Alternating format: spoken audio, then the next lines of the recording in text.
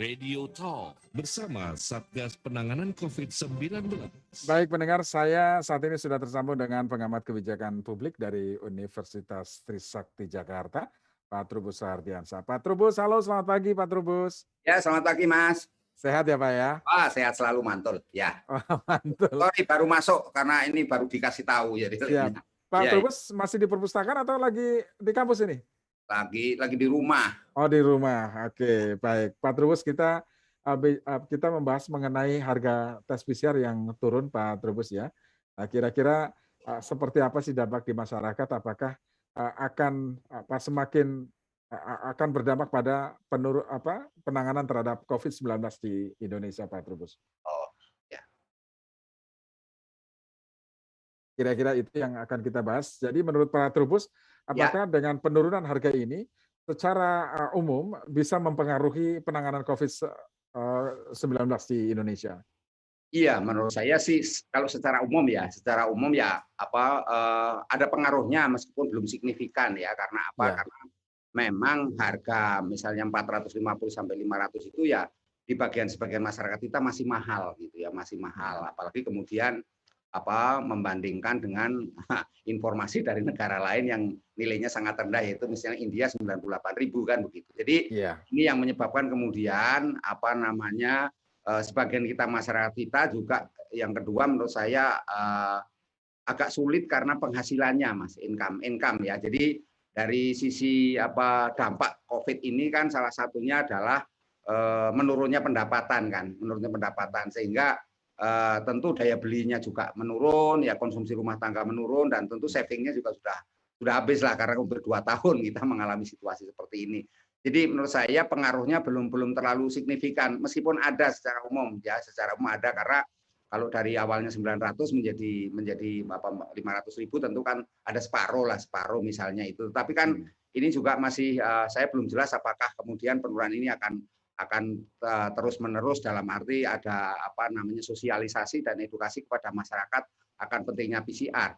Tapi yang jelas bahwa sebenarnya ini bagian dari upaya kita 3T kan ya, yaitu mengenai tracing kan.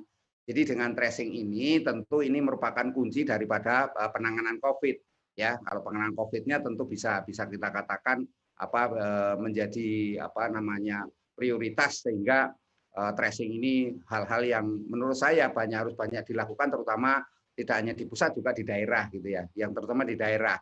Jadi selama ini karena kita ada program vaksinasi, saya lihat justru masalah tracing ini agak mulai melemah di beberapa daerah gitu ya, 3T itu. Jadi dengan harga PCR ini tentu kalau lebih murah, berarti kan mobilitas masyarakat kan bisa diharapkan makin tinggi. Kalau mobilitas masyarakat tinggi, otomatis pergerakan perekonomian masih jadi naik.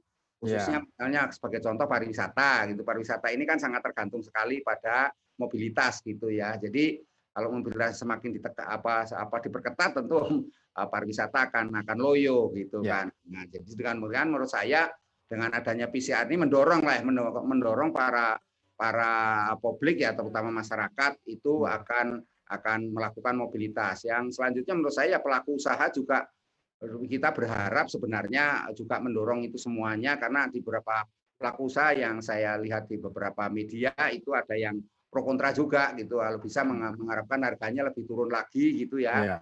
Sehingga pemerintah itu sebenarnya bisa melakukan lagi ya dengan memberikan subsidi, tentu ya subsidi yang lebih terjangkau lah gitu ya.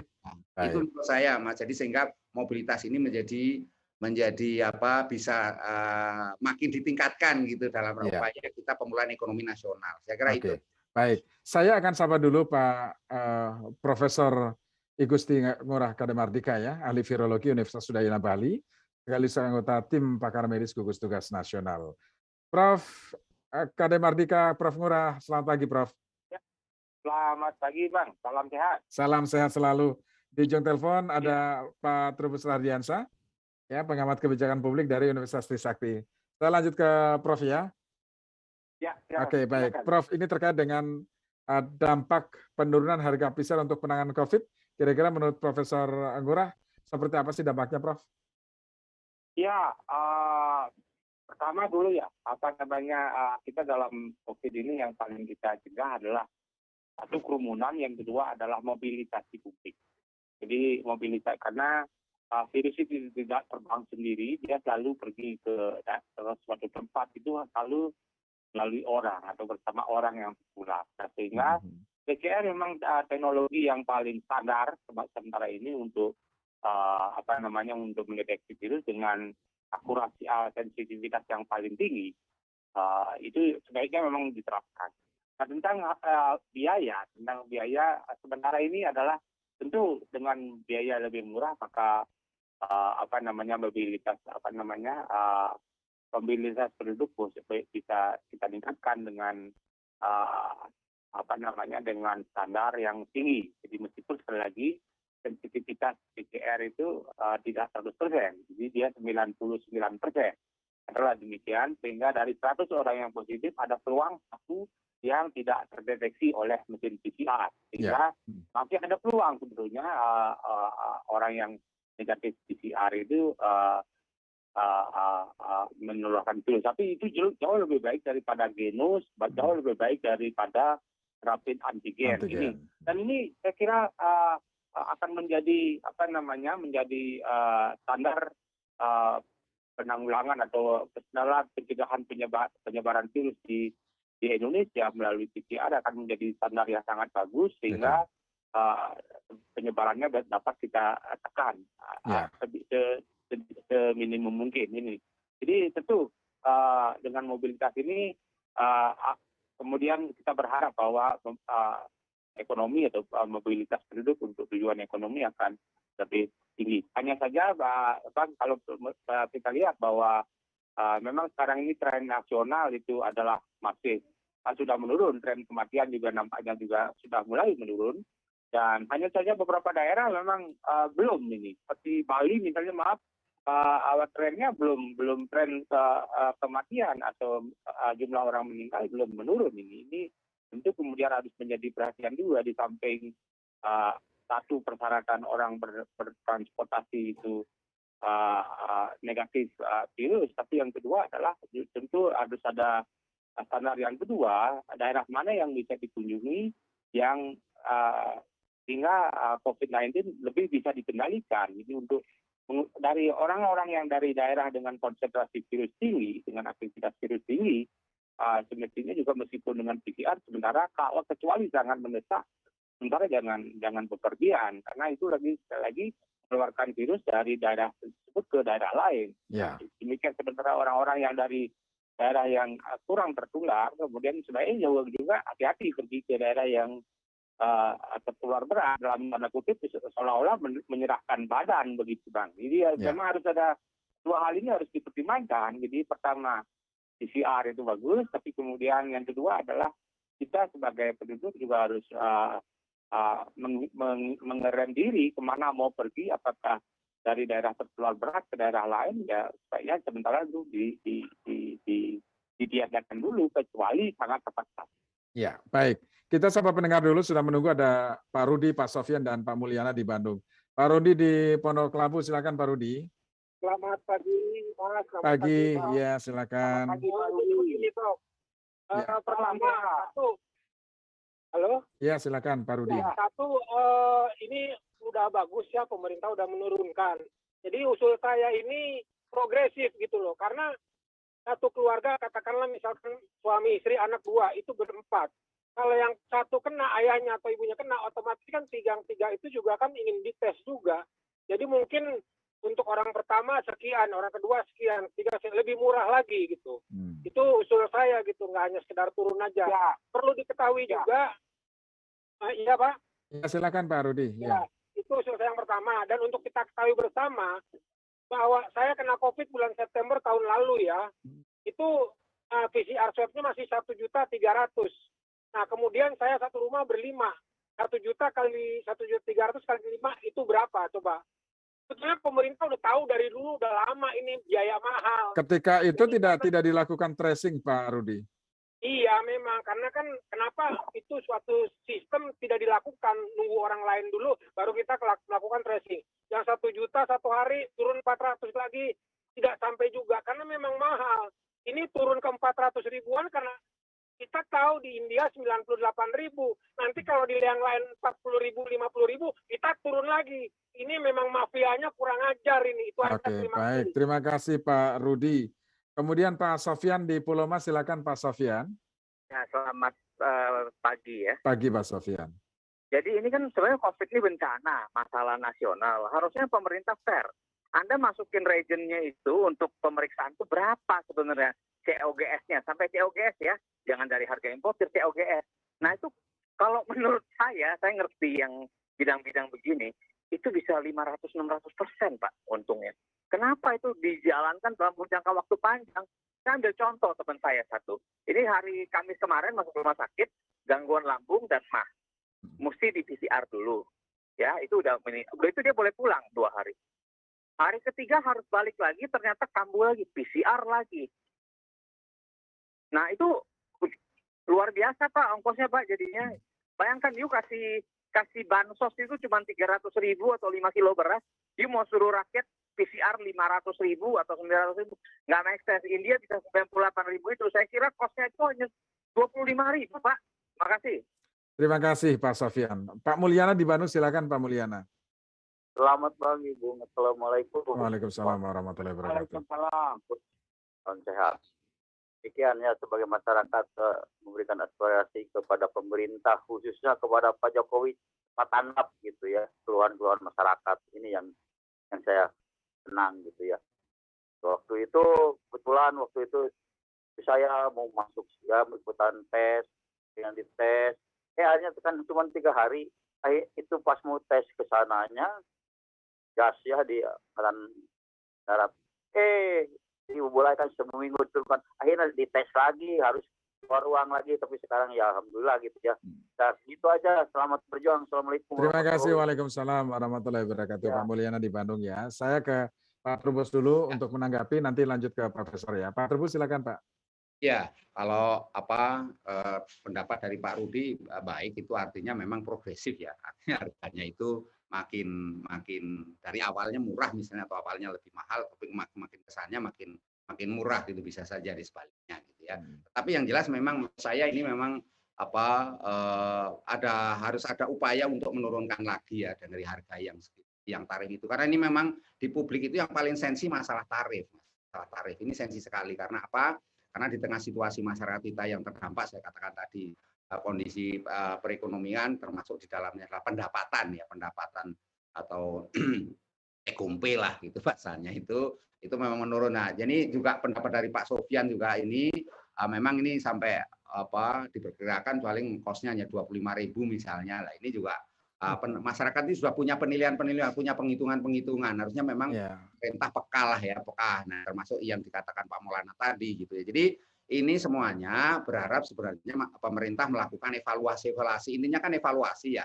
Jadi jangan terlalu panjang, terlalu lama dengan harga itu, dan kemarin ada upaya lagi untuk membalikkan lagi harga ini lagi, misalnya harga semula. Lah ini upaya-upaya, nah ini kemudian muncul istilahnya kemarahan-kemarahan masyarakat ya, yang tadi disampaikan oleh Pak Sofyan atau Pak Rudi juga misalnya. Nanti menurut saya atau pendapat yang lainnya juga saya lihat di berbagai medsos itu banyak masyarakat masih marah gitu ya dengan harga begitu tingginya, sehingga pada akhirnya ini mempengaruhi kalau dalam kebijakan publik yang persoalannya pada persoalan public trust gitu ya. Karena kalau misalnya program-program tracing ini tidak istilahnya public trust-nya rendah ya tidak akan sukses itu ya, banyak kendalanya nantinya karena masyarakat jadi ogah-ogahan istilahnya gitu, malas melakukan tracing.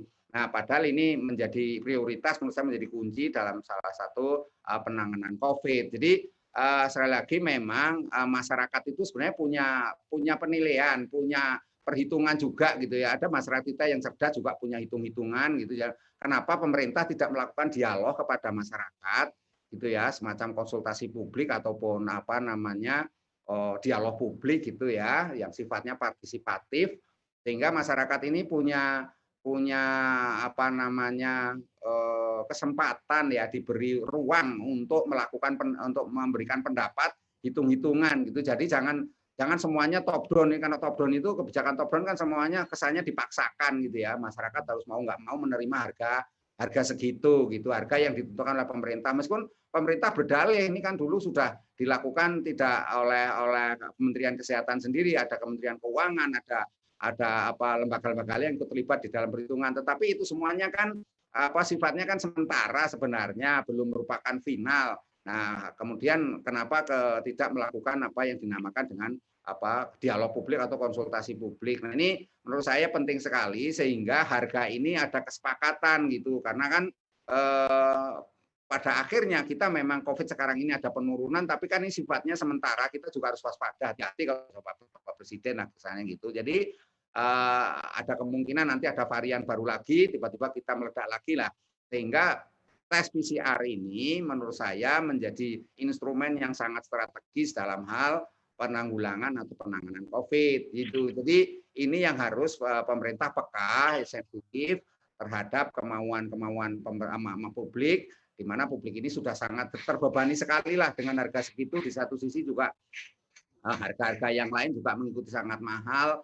Ya kemudian masyarakat sendiri daya belinya sudah turun terus gitu loh Mas. Jadi ini hal yang penting. Yang kedua, di sini perlunya pemerintah melakukan kolaborasi lagi, mengefektifkan kolaborasi dengan berbagai kementerian lembaga atau dengan pihak luar juga gitu ya, meskipun bahan untuk PCR ini kan banyak kan impor gitu ya, tetapi bisa saja kan dilakukan kebijakan misalnya pajaknya dinolkan gitu sehingga harganya lebih murah lagi kan bisa kalau itu memang apa materinya apa bahannya dari impor misalnya. Jadi ini kan juga harus kolaborasi ya, melakukan kolaborasi baik dengan para pelaku usaha maupun apa importer-importer yang ada di sana misalnya gitu. Tetapi di negara-negara yang sudah melakukan apa PCR itu, memproduksi alat-alatnya.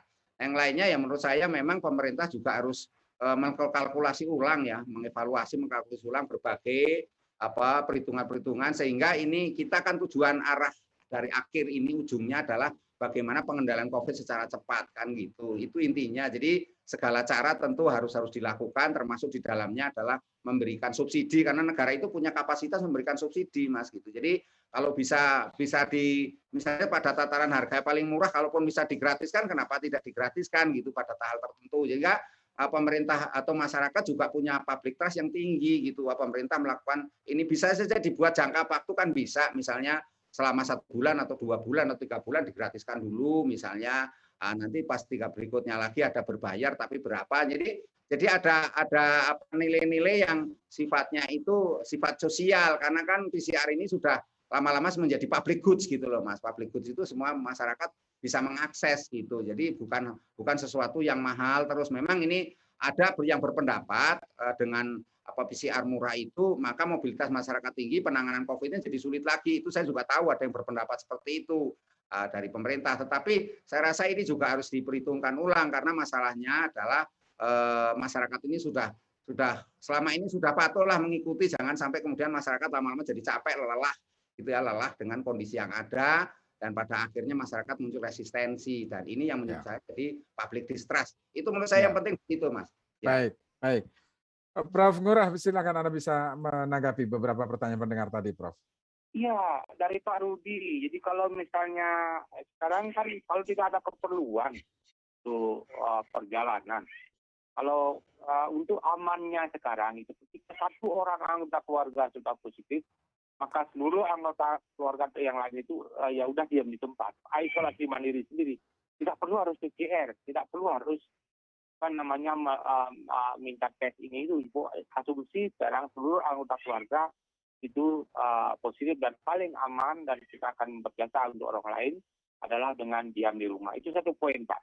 Nah harga 90.000 saya kira belum tentu lah. Jadi mungkin saya menganggap itu belum benar nggak di India 95.000 sekian. Itu kan hanya berita-berita. Dan yang kedua mohon diperhatikan bahwa sebagian besar harga dari biaya itu kita masih tergantung pada luar negeri. Belum ada yang perusahaan nasional belum ada yang mampu untuk menghasilkan reagensia itu. Semuanya kita sangat tergantung kepada perusahaan luar negeri. Sehingga dengan itulah harga. Meskipun sebelumnya dari dulu saya tahu bahwa harga bisa ditekan dengan berbagai cara dengan bisa ditekan sebenarnya kalau seminimum mungkin barangkali 250 sampai 300.000 pun masih bisa, tapi kemudian di sana ada sumber daya manusia yang harus dibayar karena ini sekali lagi pandemi ini masih panjang dan memperkerjakan orang 1-2 hari barangkali boleh tanpa biaya atau gratis atau semua menjadi relawan, tapi kalau sudah berhari-hari bertahun-tahun tentu kemudian perlu menggaji sumber daya manusia. Jadi komponen biaya itu tidak hanya komponen reagensia. Pak Sofian ini memang bencana, Pak Sofian ini bencana dan memang betul idealnya sekali lagi adalah pemerintah menanggung semua biaya karena ini sudah bencana. Tapi kemudian kita melihat kemampuan pemerintah mungkin terbatas, ya, bukan mungkin jadi sangat terbatas. Dan itu yang kedua sekarang, saya kira semua pasien yang datang ke rumah sakit, kemudian dengan gejala COVID, itu pasti di PCR dan itu biayanya saya kira sudah termasuk lagi BPJS, tidak perlu ditanggung oleh biaya pasien. Jadi yang tinggi ini kan hanya diperlukan untuk mereka yang mempunyai kebutuhan lain, termasuk untuk perjalanan dari satu kota ke kota yang lain. Jadi itu artinya biaya perjalanan, mereka yang mampu mengadakan biaya perjalanan itu artinya mampu secara ekonomi juga mempunyai kemampuan. Ini mohon dilihat, jadi kita membantu juga pemerintah untuk dengan kontribusi yang kita miliki, yang sementara berharga 450 sampai 500 ribu, itu adalah kontribusi kita untuk membantu juga. Kadang-kadang masyarakat yang memang menunjukkan gejala dan pergi ke rumah sakit, mestinya itu sudah menjadi beban pemerintah. Iya. Pak Mulyana sama, jadi di tes ulang sekali lagi, untuk apa di tes ulang? Kalau misalnya kalau sudah kalau prinsip umum, jadi kalau 1-2 orang di dalam anggota keluarga itu positif, jadi yang lain tidak usah dites, cukup melakukan isolasi mandiri sampai 14 hari, kemudian melakukan perjalanan. Saya kira itu, sedangkan yang keempat ya datanya nama tentang konsultasi publik, saya kira ini bencana. Bencana itu kita tidak bisa mempunyai waktu untuk mengkonsultasikan segala macam biaya tentunya. Kemudian karena itu ya kita berharap sekali tentu sekarang peran pemerintah untuk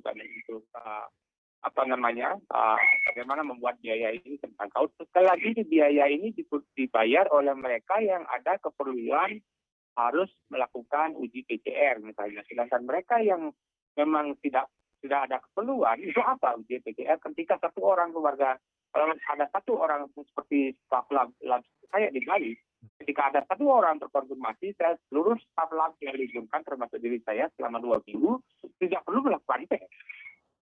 Sekali lagi untuk apa gitu ya? Ini yang mohon tidak harus semuanya dilakukan uji itu cukup sampling seperti itu, jadi kita mewakili uji yang jadi sekali lagi pemerintah tentu yang tadinya mungkin lebih banyak peran swasta yang seenaknya kemudian menentukan harga, dan kemudian juga barangkali rumah sakit ikut berperan di sana karena sekali lagi bahan bakunya semuanya impor, belum ada perusahaan di dalam negeri yang mampu memproduksi semua reagensia yang diperlukan. Yang kedua adalah sumber daya manusia yang diperlukan sangat banyak, dan itulah yang menjadi komponen biaya dari PCR. Syukur kemudian pemerintah harus kita syukuri sudah bisa menurunkan lebih dari separuh dari biaya sebelumnya. Barangkali itu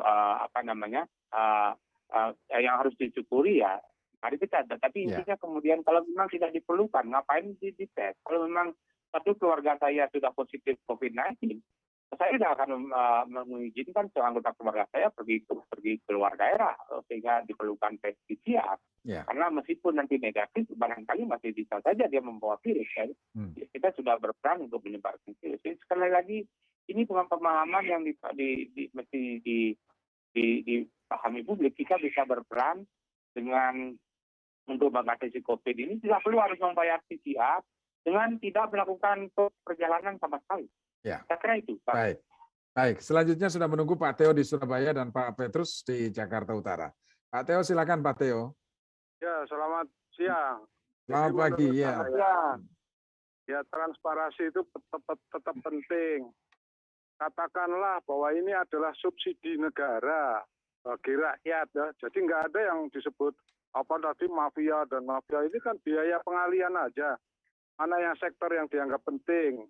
Seperti vaksin itu kan digratiskan. Kalau perlu itu kan biaya negara. Jadi PCR juga bisa aja digratiskan ketika derajat urgensinya sama dengan vaksin. Tapi kan tadi kan enggak, PCR hanya diperlukan untuk itu. Tetapi ketika saya berbalik arah, ketika pemerintah mengendaki PCR sama pentingnya, makanya disubsidi tadi dikurangi biayanya, bukan mafia itu menurut saya. Itu biayanya tetap tinggi tapi dibayari ke negara. Jadi PCR dianggap penting ini. Nah kalau PCR dianggap penting, tolong tindak lanjutnya setelah PCR itu apa, itu harus juga digarap. Kalau habis PCR sudah hanya untuk keperluan pulang pergi naik pesawat dan sebagainya, itu enggak, itu omong kosong. Harusnya itu kaitannya sama herd immunity. Tawan yang sekian terinfeksi pasti, tindak lanjutnya gimana untuk mencapai herd immunity, itu mestinya lebih penting itu. Baik. Jadi tadi itu menurut saya bukan karena mafia, itu karena subsidi pemerintah, pengalian biaya aja, pengalian alokasi. Iya, baik. Terima kasih. Terima kasih Pak Theo. Kemudian Pak Petrus di Sunter, Jakarta Utara. Silakan Pak Petrus. Pagi Pak. Pagi Pak Petrus. Ya. Ya, jadi masalah ini udah pernah dibahas dan temporary saya ada kasih komentar dan dari pembawa acara setuju, cuman dari pengamat kayaknya nggak dijawab gitu loh ya. Jadi gini, untuk harga sekarang diturunin hampir separuh ya, itu cukup bagus. Tapi dari komponen-komponen biaya yang dijabarkan waktu itu ya terlepas misalnya India jauh lebih murah ya, kita anggaplah masih abu-abu benar atau tidak. Tapi dari komponen-komponen biaya yang dijabarkan tempo hari itu masih bisa dikritisi gitu loh. Bisa kayak regennya kan ke 100.000 lebih. Nah, di luar itu berarti variable cost-nya kok tinggi sekali satu ya.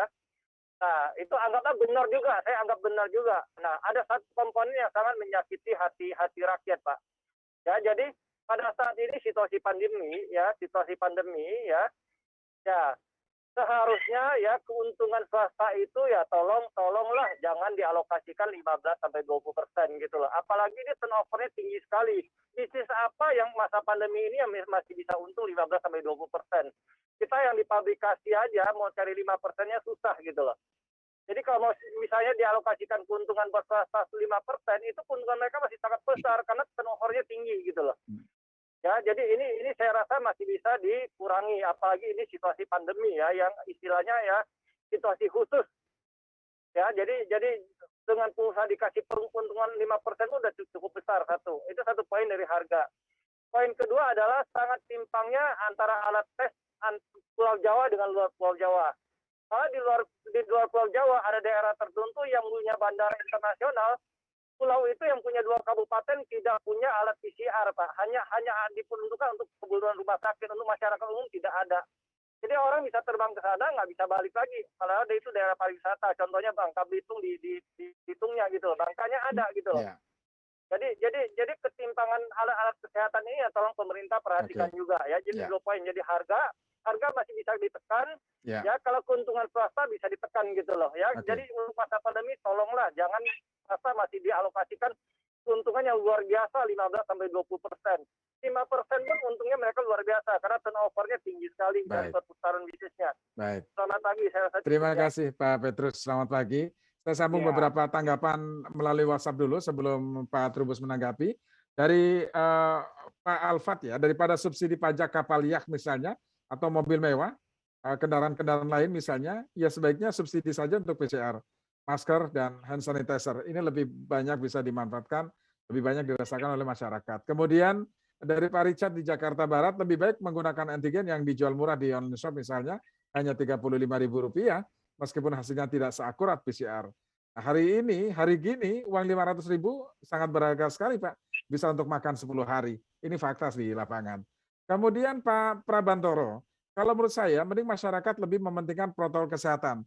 Ini harga mati ya daripada uang untuk biaya swab PCR dan lain sebagainya. Mending untuk mencegah terhindar dari COVID saja. Biaya PCR bisa kita cegah dengan melaksanakan prokes dengan disiplin. Daripada kita ribut masalah biaya PCR, mending kita cegah dari awal. Ini yang lebih bijak, yang lebih bisa dilakukan untuk saat ini. Ini beberapa komentar pendengar. Langsung ditanggapi Pak Trubus. Ya Mas. Ya, jadi yang pertama kalau dari Pak Theo ya memang ini masalah transparansi ya. Transparansi ini memang penting karena apa? Karena sebenarnya ini publik kan ingin tahu juga sebenarnya keponya publik itu juga sangat tinggi gitu ya. Ya, ya, betul. Harganya kok segitu gitu, kira-kira itu kan masalahnya. Jadi sebenarnya pemerintah memang harus mengkomunikasikan, bukan karena ya memang ini situasi darurat karena Kepres nomor 11 itu belum dicabut. Kepres 11 kan menyusul topik tentang kedaruratan kesehatan ya. Ya, jadi dalam situasi darurat itu memang boleh gitu, tapi tentu kemudian juga mengacu pada Undang-Undang nomor 2 ya, nomor 2 tahun 2020 tentang istilahnya pembiayaan COVID itu, pembiayaan COVID. Jadinya harusnya memang semuanya ini harus diperhitungkan berapa sehingga kos yang harus dibayarkan dan publik itu supaya tidak terbebani, dan penting juga itu terkait dengan sampai setelah PCR ini bagaimana ya, karena PCR sudah dianggap penting bukan semata-mata untuk perjalanan gitu ya, semata perjalanan sudah menjadi hal yang prioritas strategis ya, menurut saya memang ini arahnya ke herd immunity. Jadi ini ya juga harus dipertimbangkan supaya masyarakat mau sadar. Nah, yang menurut pendapat Pak Petrus memang ini masalah komponen-komponen itu, ini masalah keuntungan ini memang harusnya di ideal ya, yang ideal itu. Jadi itu namanya suara publik ya harus didengar sebenarnya. Memang kalau kan tadi saya katakan publik itu punya hitung-hitungan gitu, punya analisis ya, punya prediksi juga gitu, sehingga cukup akurat juga sebenarnya karena ada di antara publik itu juga punya pengetahuan yang memadai. Jadi kita tidak bisa mengatakan bahwa apa yang disampaikan pemerintah itu pasti benar juga enggak gitu. Tetapi memang ini kalau keuntungannya terlalu tinggi ya memang menurut saya harus juga disesuaikan lah, dievaluasi juga. Kemudian ada soal ketimpangan antara Jawa dan luar Jawa itu terkait dengan ketimpangan kesehatan, ini juga menjadi perhatian juga ya, karena memang hal-hal seperti ini sudah di media beberapa kali sudah diungkap, ini memang termasuk tadi komponen-komponen juga berkali-kali itu dibahas, tetapi memang belum ada bagaimana sesungguhnya langkah pemerintah mengatasi ini semua ya. Tentu kita mendorong supaya ada kesamaan masalah distribusinya kan gitu. Nah, kemudian untuk pendapat Pak Alfat, saya setuju juga ini bagaimana subsidi PCR macam-macam yang sudah dilakukan ini ya. Kemudian juga Pak Richard ini mengenai alat antigen, kalau sudah tes ya sudah tes saja itu. Dan terakhir dari Pak Prabandoro itu tentang prokes ini juga menjadi hal yang sangat penting. Nah, ini semuanya intinya sebenarnya masalah KIE kok, Mas. Jadi KIE itu komunikasi, informasi dan edukasi. Jadi bagaimana KIE itu bisa dilaksanakan oleh pemerintah, mengkomunikasikan secara baik bahwa awalnya masalah PCR ini hanya untuk khusus yang berperjalanan. Artinya kalau mereka mampu, ya orang berperjalanan, orang bermobilitas untuk urusan bisnis, urusan apa itu ya tentu punya kapasitas lah ya, punya duit kira-kira gitu. Jadi karena punya duit kalau misalnya tes PCR ya boleh-boleh saja ya. Masyarakat yang tidak berpergian atau yang tidak bermobilitas kan tidak perlu tes PCR juga. Tetapi karena kalau kemudian kebijakan pemerintah dirubah menjadi tes PCR ini menjadi penting dan strategis ya, ini memang juga harus dibuatkanlah satu kebijakan di mana kemudian terutama mengenai aturan mekanisme prosedurnya seperti apa ya kan, secara transparan saja itu. Nah, kemudian juga penting juga dilakukan menginformasikan kepada publik segala sesuatunya terkait dengan kebijakan ini, jangan sampai di publik sudah rame ada masalah baru seperti kesannya seperti pemadam kebakaran gitu ya. Jadi konsep pemadam kebakaran, jadi akhirnya baru dilakukan penyesuaian setelah ada tekanan publik. Nah, ini kan juga tidak baik dalam hal seperti itu. Kemudian ada juga yang terakhir masalah edukasi. Nah, edukasi kepada masyarakat ini kan masyarakat kita juga ada yang memahami ya, melalui El Sinta ini kan sebenarnya memberikan pencerahan, mengedukasi kepada masyarakat intinya supaya bahwa keberadaan PCR itu diperlukan gitu, misalnya hanya untuk perjalanan saja atau PCR untuk berkegiatan sehari. Kalau misalnya satu keluarga memang mau melakukan perjalanan ya tadi disampaikan oleh Prof tadi betul itu, jadi nggak perlu ya melakukan perjalanan kalau sudah satu keluarga satu orang saja sudah terpapar COVID ya nggak perlu lagi kan gitu. Jadi cuman kan masyarakat kan kadang-kadang ini ya karena kebutuhan, karena ketidaktahuan juga gitu ya, jadi harus diberikan informasi, diedukasi gitu ya supaya paham betul bahwa penggunaan PCR ini memang diperlukan dalam rangka untuk pengendalian COVID, dalam rangka untuk menekan COVID. Hanya memang perlu diketahui, nah bahwa edukasi ini kan proses ya, proses membutuhkan waktu, membutuhkan SDM juga yang melakukan ini, dan ini memang keterlibatan semua pihak ya secara partisipatif agar keberadaan PCR ini dalam mendukung prokes ya, protokol kesehatan juga, ini hal yang sangat penting atau sangat signifikan, sangat strategis lah kira-kira gitu, sehingga kebijakan itu secara skenario planning, secara teori skenario planning bisa diperkirakan ini untuk jangka pendek seperti ini, jangka menengah seperti ini, jangka panjang seperti ini. Jadi pemerintah membabarkan saja untuk jangka pendek misalnya PCR ini berbayar segini gini, tetapi nilainya sekian. Kemudian untuk jangka menengah mungkin sudah harganya diturunkan lagi. Nah, kemudian seperti apa nanti? Kemudian kalau sudah mendekati herd immunity misalnya jangka panjangnya, berarti sudah bisa digratiskan. Nah itu kan masyarakat diberi penjelasannya seperti itu. Jadi ada roadmap yang dipahami oleh publik gitu ya, bahwa masyarakat, bahwa pemerintah ini akan melakukan langkah-langkah yang kedepannya itu menuju ringan lah, menuju hal yang kita hadapi bersama gitu. Jadi ada muncul solidaritas sosial. Sebab kalau tidak hanya kita berdebat pada ini kebutuhan sekarang, nah itu kan sifatnya kan jangka pendek. Nah, tetapi kan publik juga harus diberi penjelasan itu jangka pendek seperti apa, kemudian setelah jangka menengahnya seperti apa, dan jangka panjangnya seperti apa. Saya kira itu Mas yang penting banget ya, karena memang ini pendapat bahwa dari para Pak Theo, Pak Petrus, dan Pak Alfat, dan Pak Richard, dan termasuk Pak Prabandoro, semuanya mengedukan sebenarnya masyarakat sudah mengendaki satu situasi di mana penanganan COVID ini benar-benar komprehensif lah gitu ya, komprehensif, dilakukan dengan mempertimbangkan itu tadi aspek-aspek jangka menengah jangka panjangnya seperti apa. Saya kira itu menurut saya. Baik. Saya sapa satu pendengar terakhir sebelum Prof. Ngurah Mardika ya. Ada Pak Effendi di Alam Sutra, Tangerang Selatan. Pak Effendi silakan. Selamat pagi. Iya, pagi Pak Effendi. Selamat pagi Pak narasumber. Ya. Tadi saya mendengar itu instruksi Presiden mengenai penurunan tarif swab antigen maupun PCR ya. Itu tes PCR-nya Pak. Ya, sangat bagus sekali ya menurut saya ya. Karena itu untuk proses tracing itu kan jadi lebih lancar gitu. Dan kemudian saya juga setuju dengan pembicara sebelumnya mengenai harga swab PCR itu harus terus ditinjau ya, apakah memang perusahaan itu sangat menarik keuntungan margin yang terlalu besar, sehingga kan ini kan sebetulnya kan dalam kasus ini musibah pandemi ya. Betul. Jadi supaya jangan sampai itu menjadi bisnis para pengusaha gitu. Yang kedua, instruksi Presiden itu bagus, nah implementasinya Pak di bawah.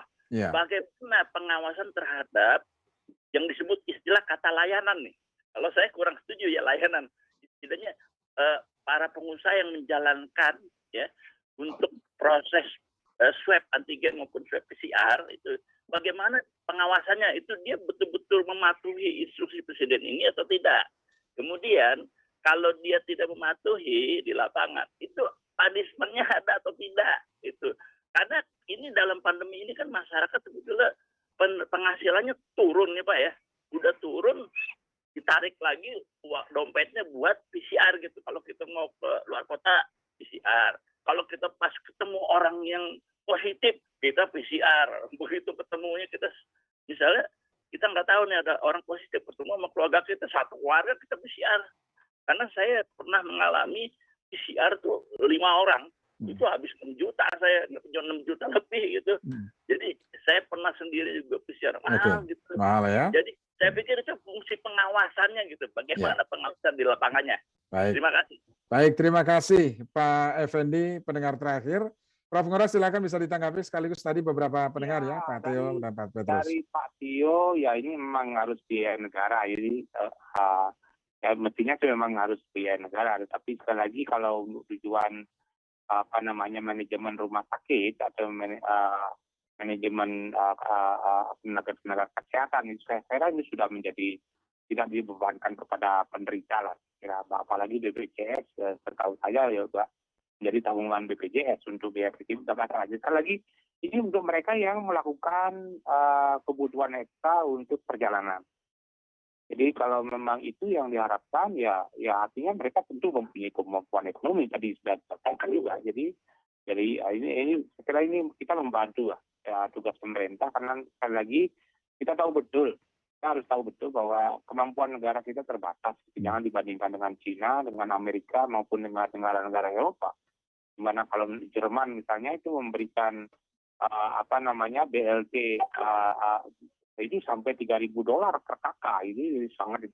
Amerika bahkan lebih sedikit lagi, mereka hanya mampu $600 per kakak. Jadi tapi kemudian Malaysia sekitar 3-4 juta per kakak. Jadi sekali lagi ini kan kemampuan negara kita memang terbatas, itu kita harus lihat juga gitu, sehingga ya. Sedangkan keuntungan swasta ya ini sekali lagi mungkin ya musibah untuk beberapa kalangan sering menjadi berkah gitu ya. Dan jadi barangkali dengan dia bisa mengantisipasi sejak awal, kemudian sehingga memperoleh keuntungan. Jadi barangkali juga rezeki mereka. Tetapi ya tentu kita berharap hanya secara moral saja pengusaha kemudian tahulah ini situasinya pandemi, kemungkinan apa yang bisa dilakukan ya menekan keuntungan, barangkali itu kita bisa lakukan hanya secara moral. Sedangkan alat yang timpang di beberapa daerah itu mohon dimaklumi Pak Petrus bahwa pasti dalam keadaan pandemi namanya bencana itu akan ada yang disebut dengan resource mobilization, jadi mobilisasi sumber daya di mana sumber daya itu diperlukan paling banyak ya tentu kemudian di daerah-daerah merah, yaitu misalnya Bali ya Jawa. Nah kalau misalnya nanti Bangka Belitung juga terjadi menjadi daerah merah, tapi resource atau sumber daya akan diarahkan ke sana. Ini otomatis Pak. Jadi saya kira mereka sudah bekerja di mana menganalisis risiko, di mana risiko yang paling besar kemudian pasti akan ditangani semua sumber daya akan ditangani maksimal di tempat itu ya. Seperti itu. Sedangkan antigen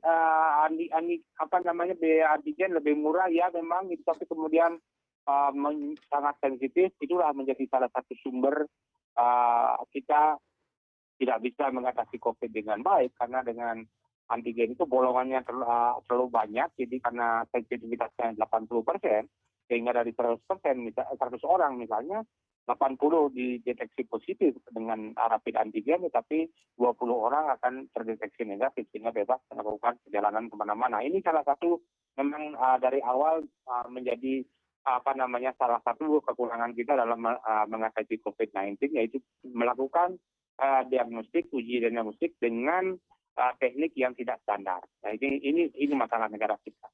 Nah prokes ya betul, jadi betul kalau misalnya sekarang ini prokes yang utama sebetulnya nomor 1 adalah menghindari kerumunan dan yang kedua mencegah bepergian kalau tidak perlu gitu ya. Itu sebenarnya yang prokes utama. Jadi syukur-syukur ya, kita ini sekarang zaman modern, kita tahu informasi. Bayangkan apa yang terjadi 100 tahun yang lalu ketika pandemi influenza Spanish flu, orang tidak tahu kena penyakit apa, perjalanan tidak peduli kemana-mana, akhirnya korbannya sampai 50 juta orang lebih di dunia. Di Indonesia mungkin juga sampai jutaan orang itu, cuman memang sebagian besar tidak tercatat. Jadi kita harus merasa bersyukur dengan zaman modern ini kita mempunyai pengetahuan yang cukup, kemudian dengan hanya melakukan prokes, terutama nomor 1 adalah menghindari kerumunan dan mencegah perjalanan, kita sudah membuat virus itu tidak mudah akan bepergian dari satu tempat ke tempat yang lain. Pak Effendi, ya musibah betul. Jadi ini, tapi seperti tadi ya ada orang yang membuat musibah ini menjadi berkah gitu.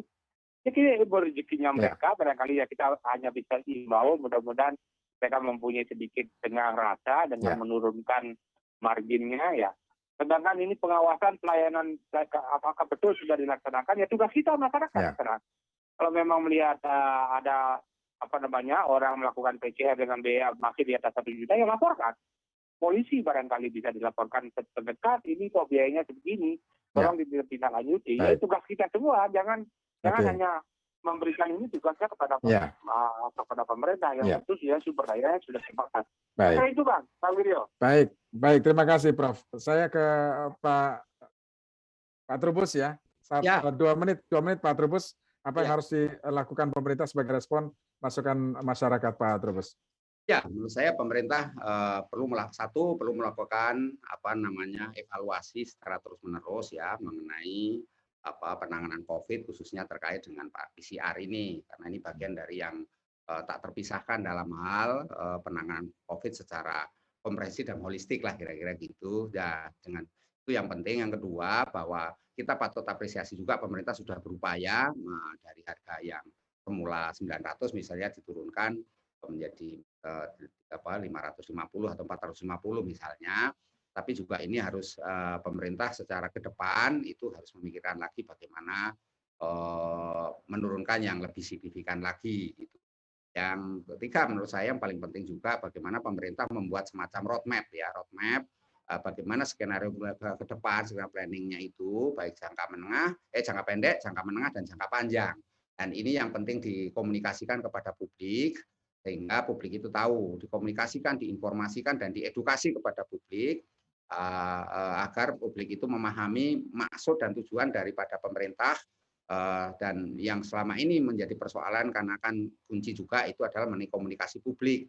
Jadi pemerintah harus memperkuat komunikasi publiknya agar persoalan-persoalan seperti tes PCR ini harganya yang masih pro kontra itu bisa bisa dikendalikan dan bisa diatasi gitu. Nah, ini kan masalah komunikasi publik yang memang jujur saja pemerintah sejak awal ini agak lemah dalam hal ini sehingga selalu kebijakan-kebijakan itu menjadi pro kontra di masyarakat dan masyarakat pihak yang dalam tanda petik merasa yang paling dirugikan, merasa yang paling dijadikan korban. Saya kira itu, Mas. Baik. Pak Trubus, terima kasih sudah bersama kami. Prof. Ngurah, terima kasih. Sehat selalu ya. Sama-sama Bang Wiryo. Ya. Kita sama-sama. Sama-sama, Prof. Yuk, Prof. Ya, pendengar, demikian tadi bagaimana dampak penurunan harga PCR untuk penanganan COVID sudah kita bahas bersama ahli virologi Universitas Udayana Bali sekaligus anggota tim pakar medis gugus tugas nasional Profesor Igusti Ngurah Kademardika dan pengamat kebijakan publik Universitas Trisakti Trubus Rahardiansyah. Demikian tadi Radio Talk bersama Satgas Penanganan COVID-19. Pendengar, sampai di sini kebersamaan kita di El Sinta News Center.